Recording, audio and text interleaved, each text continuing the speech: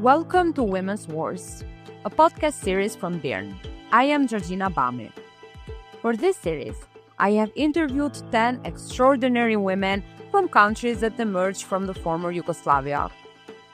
They are activists and journalists who were inspired by the wars of the 90s to take action to support the survivors and advocate for human rights.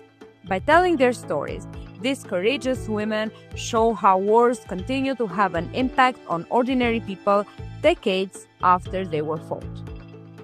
In the second episode of Birn's series about women's wartime activism, Midheta Kaloper explains how she survived sexual violence during the Bosnian War and now helps other survivors to fight for their rights and bring the perpetrators to justice.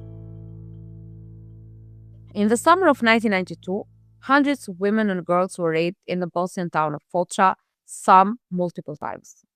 Some were taken to various other locations and raped, among them a 12-year-old girl.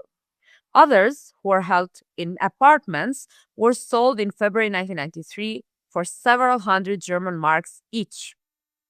Hundreds of them were held captive at the high school center and partisan sports hall in Foča. Midheta Kaloper, born and raised in Foča, was in her 20s at the time. She is one of the survivors. The things I survived in the 90s myself inspired me to fight and to deal with these issues that I'm still working on today and to help the victims of the torture. The fact that in the 90s I was 20 years old and today I'm alive and healthy as a person can be, thank God, gives me an extra reason to fight for and to speak about this issue almost every day.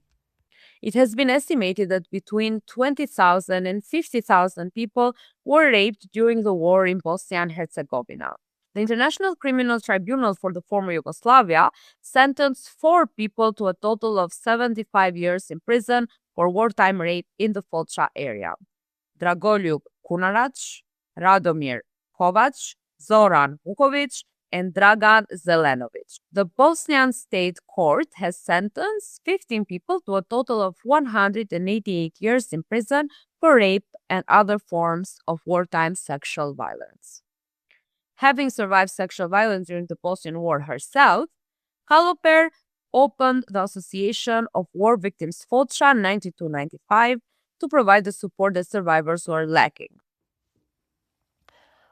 Our struggle for our status really made us stronger and gave us strength to fight for our place in society, for our status.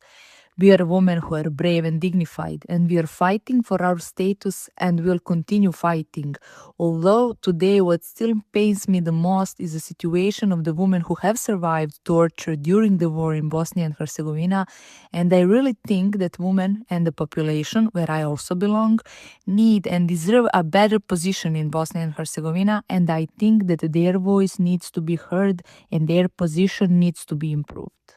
In 2006, Kaloper and other activists began talks with officials and political parties in Bosnia to persuade them to grant wartime rape victims recognition under the law.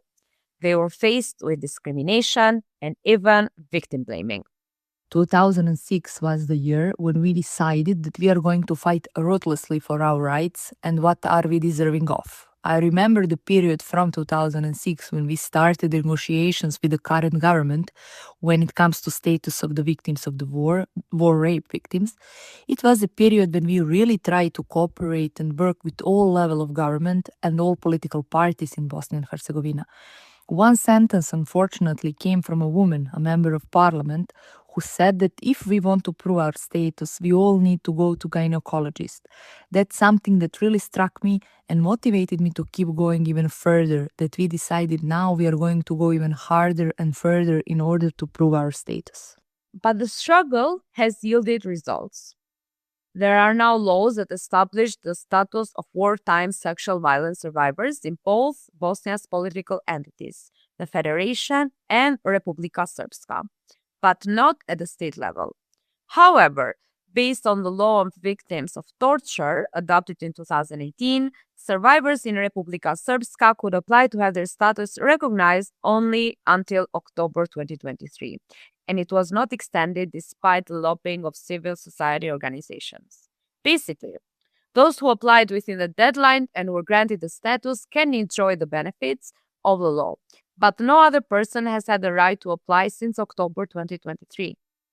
Moreover, survivors of wartime sexual violence still face stigmatization in Bosnia and Herzegovina, including condemnation from society and even family members, which leads some to hide what happened to them.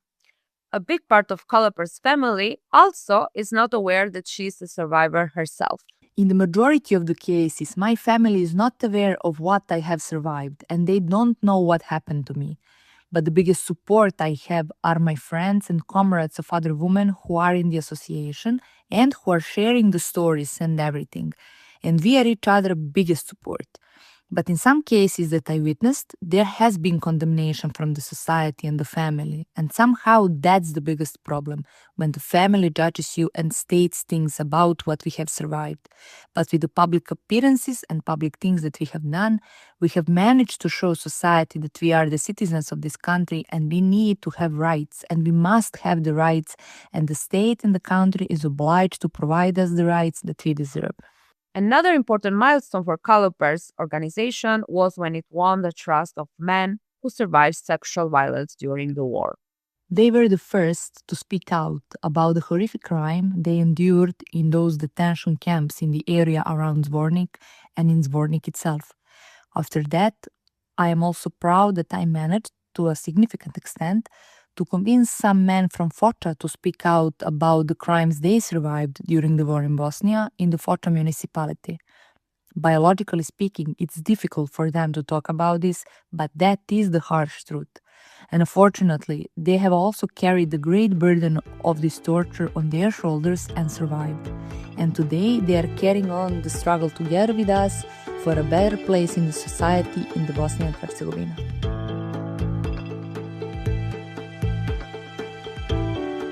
Thank you for listening. You can find more installments of our Women's War series in our website, balkaninsight.com, or wherever you get your podcasts.